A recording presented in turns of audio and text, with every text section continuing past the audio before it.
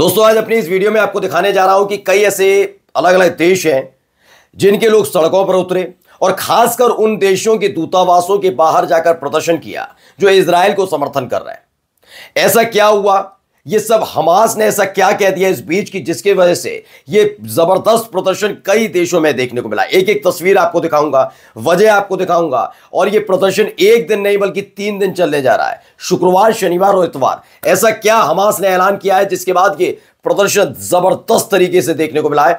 एक एक डिटेल खबर आपको दिखाऊंगा, इसके साथ कई और खबरें हैं, लेकिन उससे पहले नजर डाल लेते हैं अब तक की हेडलाइंस पर। यमन के अत्याधुनिक हथियार देख अमेरिका भी हैरान, अब एक दावे ने मचा दिया इजराइल में हड़कंप। हमास की अपील का दिखा जबरदस्त असर, कई देशों में लोग फिलिस्तीन के समर्थन में सड़क पर उतरे, दूतावासों का किया घेराव। नेतन्याहू सरकार पर इजराइल का नहीं रहा भरोसा, एक रिपोर्ट के मुताबिक अब तक 10,000 इजरायली जाकर कनाडा में बसे। और एक बार फिर हिजबुल्लाह ने हाइफा पर किया जबरदस्त हमला, इजराइल के कई टैंक कबाड़ में हुए तब्दील।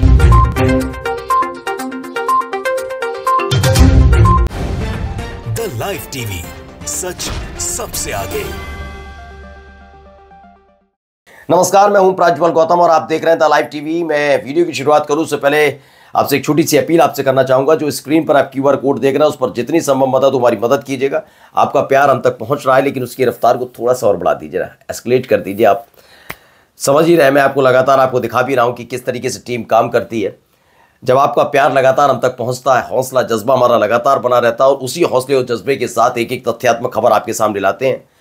तो अपील करता हूँ, उम्मीद करता हूँ कि आज मेरे जो भाई हैं वो मेरी जो ये अपील है उसका असर मुझे बढ़ता हुआ दिखेगा। आप मदद भी भेजेंगे और प्यार भी भेजेंगे। खैर, अब पहले खबर की तरफ आते हैं। खबर क्या है वो शुरू करूंगा, वो तस्वीरें आपको दिखाऊंगा कि कहाँ का क्या हो रहा है। लेकिन सबसे पहले टॉप US वेपन बायर ने क्या कहा है। जो अमेरिका के हथियार सप्लायर होते हैं ना, जो हथियार खरीदते हैं, वो बड़े हैरान है। किसको देखकर? यमन को देखकर, हूती लड़ाकों को देखकर। क्या है खबर? शीर्ष अमेरिकी हथियार खरीदारों ने इजराइल के खिलाफ जो यमन हथियारों का इस्तेमाल कर रहा है उसे देखकर हैरान है। क्या है? देश की सेना के लिए हथियार खरीदने के लिए जिम्मेदार जो अमेरिकी अधिकारी हैं वो यमन के सशस्त्र वाले, यानी जिसे हूती लड़ाके भी कहा जाता है, उनके तरफ से जो जिन हथियारों का इस्तेमाल इजराइल के खिलाफ किया जा रहा है उसको लेकर बड़े हैरान है। वो समझ नहीं पा रहे। दरअसल यही एक वजह है, आप समझिए कि इतने लंबे समय से जब से हूती की एंट्री हुई है उसने लाल सागर को अब भी, रेड सी को अब भी ब्लॉक कर रखा है। वो पता लगा कि एक बार अमेरिका और ब्रिटेन की ज्वाइंट ऑपरेशन हुआ था उसमें तकरीबन 7-8 महीने पहले, लेकिन वो कामयाब नहीं हुआ। ब्रिटेन के जब जहाज़ों पर हमला हुआ तो ब्रिटेन चला गया, फिर अमेरिका ने कहा मैं भी चल देता हूं। जर्मनी ने भी कुछ ऐसे ही करने की कोशिश की थी, जर्मनी ने भी हथियार डाल दिए थे और हाल ही में जर्मनी ने माना कि हाँ, हम हूती लड़ाकों के सामने नाकाम रहे, हम जीत नहीं पाए। इनके पास इतने अत्याधुनिक हथियार होना इजराइल के लिए कितना खतरनाक हो सकता है और वो पुष्टि कोई और नहीं बल्कि अमेरिका करे। अमेरिका की वो हथियार सप्लायर करें जो लगातार इजराइल को हथियार भी सप्लाई करते रहे, तो अपने आप सोचिए कितनी बड़ी बात है। ये प्रेस टीवी की खबर थी। अब आते हो क्या रहा है।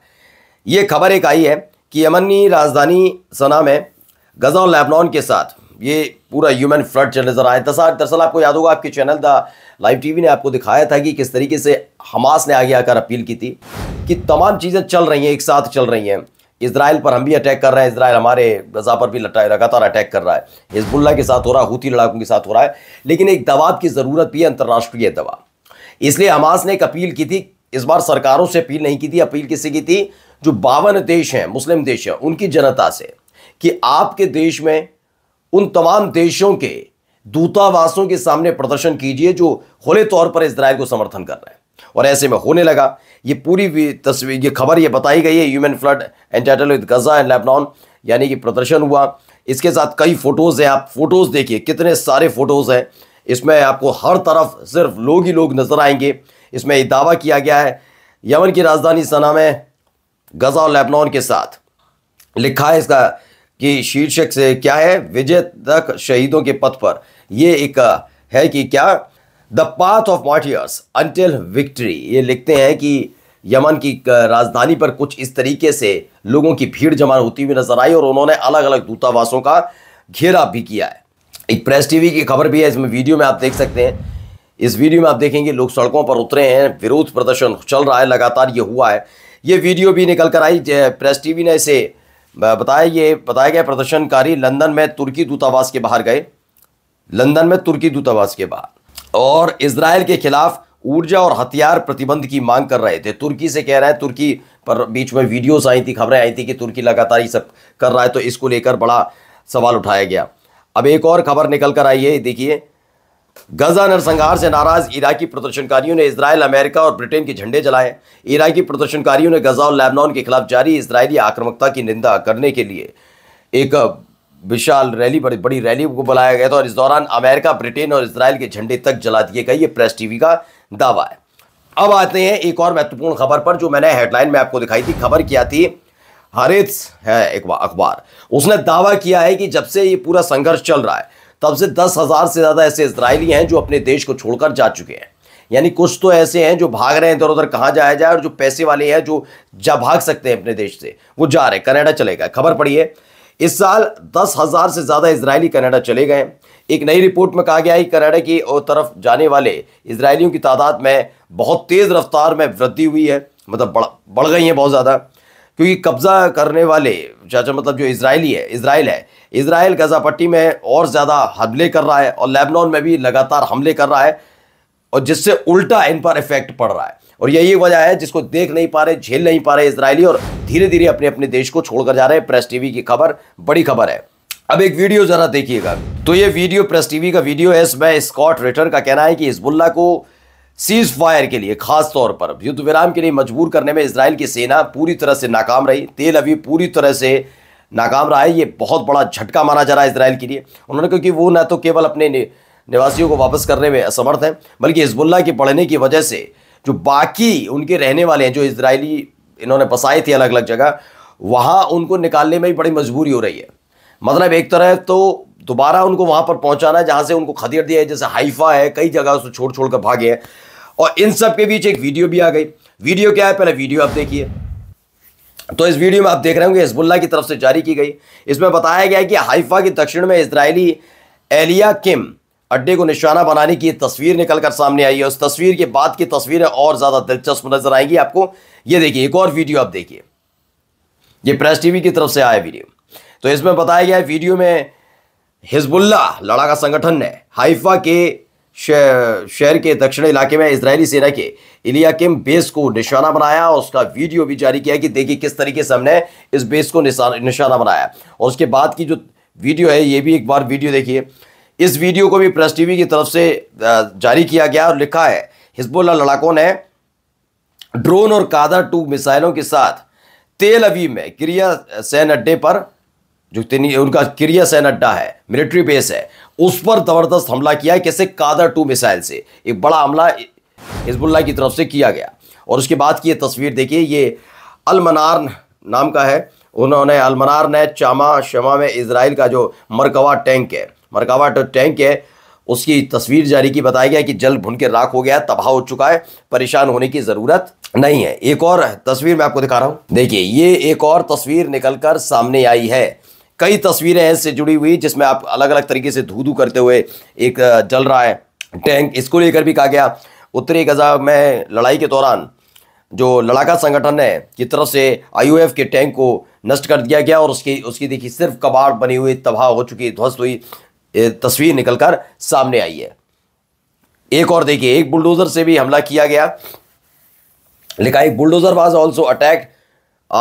इसमें बताया गया, ज्यादा जानकारी अभी नहीं है, लेकिन जो ज्यादा जानकारी है उसके मुताबिक, अभी तक जो जानकारी उसके मुताबिक, जामा मस्जिद के पास, जिससे पता चलता है कि इजरायली सेना छोटे शहर में प्रवेश कर चुकी है। यानी छोटे छोटे शहरों में जा रहे हैं, बुलडोजर का इस्तेमाल कर रहे हैं। आपको बताया भी था मैंने अपनी एक रिपोर्ट में कि इनके बुलडोजर पर भी लगातार गजा और लेबनान में ऐसे ही हमले हो रहे हैं, लेकिन ये तमाम अलग अलग जगह बुलडोजर का इस्तेमाल कर रहे हैं, जिससे अगर इनको कभी जाना भी पड़े, कभी हालात ऐसे बने, तो तबाही हर तरफ नजर आए। अब एक और खबर आई, इजराइल की मीडिया की तरफ से दावा किया गया, इजराइल हयूम है जिसने कहा हिजबुल्लाह को डिसआर्मिंग करना बड़ा मुश्किल है।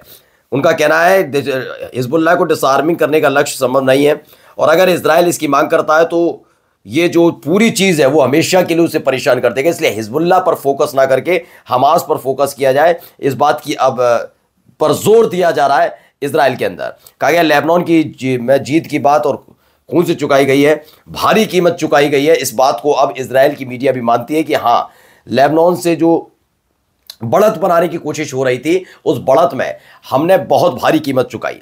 अब आइए एक ईरान से जुड़ी हुई खबर भी आपको दिखाता हूं। इसमें कहा गया है कि ईरान के राष्ट्रपति हैं मसूद पेज़ेश्कियान। इनका कहना है कि अंतर्राष्ट्रीय समुदाय का मानना है कि इस्लामिक गणराज्य यानी ईरान दुनिया में शांति और सुरक्षा चाहता है। उन्होंने इस बात पर जोर दिया कि ईरान का परमाणु कार्यक्रम पूरी तरह से शांतिपूर्ण है। आपको पता होगा कि परमाणु संस्था जो है, जो अंतर्राष्ट्रीय संस्था है, उसके चीफ अभी हाल ही में पहुंचे थे। काफ़ी पॉजिटिव बातचीत देखने को मिली थी, जिसने दुनिया को थोड़ा सख्ते में, इसलिए खासकर वो देश जो लगातार ईरान पर प्रतिबंध लगाते हैं, जिसमें अमेरिका शामिल है, तो इन तमाम देशों के लिए झटका था। देखिए ये भी आया, Trump make America great again. क्या लिखा है? ट्रंप का make America great again America को कमजोर हताश दिखाता है।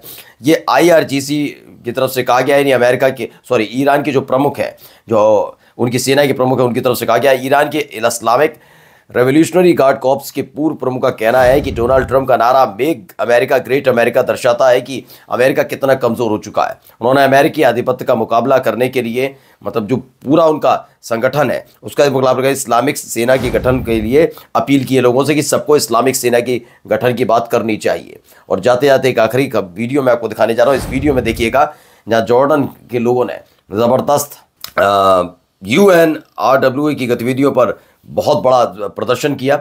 ये प्रेस टीवी की वीडियो निकलकर सामने आई, जिसमें दावा किया कि जॉर्डन के लोगों ने इजराइल में UNRWA की गतिविधियों पर इजराइल के प्रतिबंध की निंदा की है और उसके खिलाफ इन्होंने प्रदर्शन भी किया है। और जाने से पहले एक छोटी सी अपील, बस जो वीडियो है हमारी उसको लेकर लाइक, कमेंट और शेयर करना मत भूलिएगा। नमस्कार। द लाइव टीवी, सच सबसे आगे।